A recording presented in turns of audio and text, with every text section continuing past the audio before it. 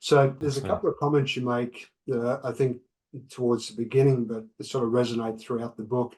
You talk about the boardroom, of course, and the members, but you say board members become almost mystical creatures, if you like, and they have this untold wealth and this wisdom. And yet, in the same breath, you say there's a lot of people on boards who shouldn't be there, and there's a lot of talented people who aren't there who should be there. yeah, So absolutely. what it got me thinking was, are you suggesting that the selection process is somehow flawed, or what is it that's creating this imbalance or this disconnect? Yeah, so invariably it comes down to systems. I think that the reason why board members have this kind of mythical status around them, and I remember as a young entrepreneur, kind of mid-20s, thinking, God, it'd be so cool to sit on a board of a company, like, getting paid for a few hours work and getting to hang Yep. and bang with like the smartest people. And the reason that they kind of come across as mythical creatures is because you can't find any information. It's not like you can Google how do I get a board seat, or what happens in these board meetings. And when you're in a corporate environment, every quarter there's like people running around like headless chickens, go, oh, I've got to get ready for the board meeting. I've got to get ready for the board meeting. And the board's flying in today. Oh. And so everyone kind of gets very, very excited about it. So you assume that the level of discussion in this boardroom must be off the charts and super smart, and they must all be super successful. And when you get in there, it's a little bit underwhelming. Now, that's not to say there aren't some incredibly smart people in there, but the reason why it's so exclusive, and the reason why with people that are not necessarily the best qualified is, and if we take public companies as an example, because that's the most sort of high profile, is members of the board are under extreme scrutiny. So you've got this company, you've got 500 or 10,000 staff that are all looking to you for direction. You've got thousands, if not tens of thousands or hundreds of thousands of shareholders that all have an opinion on how you're doing your job. So board members are under a massive scrutiny. When it comes to hiring people onto the board, if you've ever run a small committee, you know that it's hard enough to try and get consensus in a small group of individuals anyway. You take that into a board situation where you've got egos plus massive scrutiny plus massive consequences. It becomes incredibly difficult to navigate that scenario. And so when it comes to adding somebody to the board, directors want to play it safe. And this comes to all decision making. The bigger the board, the more the scrutiny, the more likely directors are to draw down on the side of playing it safe, of not taking unnecessary risks.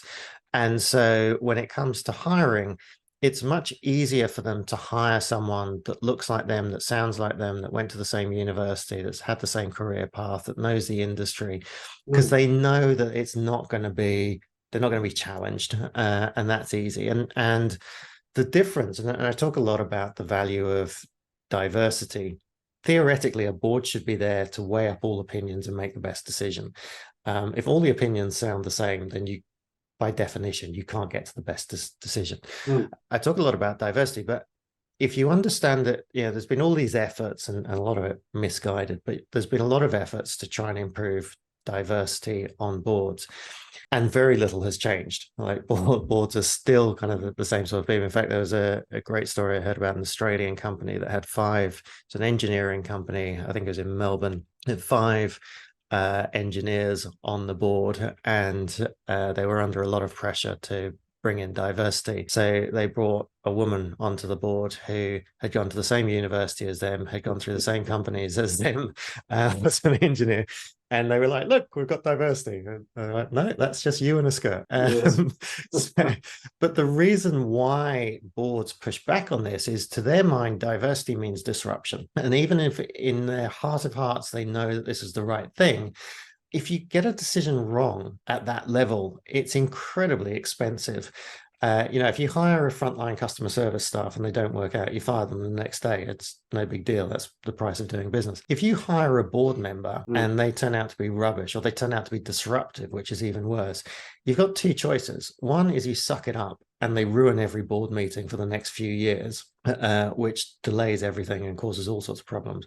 Or 2, you fire them, which basically announces to the the public markets that you're incompetent and you've made a bad hire. And so it's much easier to either not hire someone you don't know or to hire somebody that you know isn't going to cause any problems. And so you basically end up with lowering the intellectual pool at board level rather than increasing it. So a lot of the structure of the book is about how do you de-risk it for people to put you on the board. And that's kind of the bit that I think everyone that talks about diversity and everyone that talks about everything else, they all kind of assume that it's not happening because board members are evil, or it's not that. It's just the incentives are all misaligned. The risk is too high. And so everything, whether it talks about your very first board seat, board of advisors of on a sports club or a young startup, you have to start with de-risking this for the person making the decision. Right. Nothing changes all the way up. It's just about de-risking it. So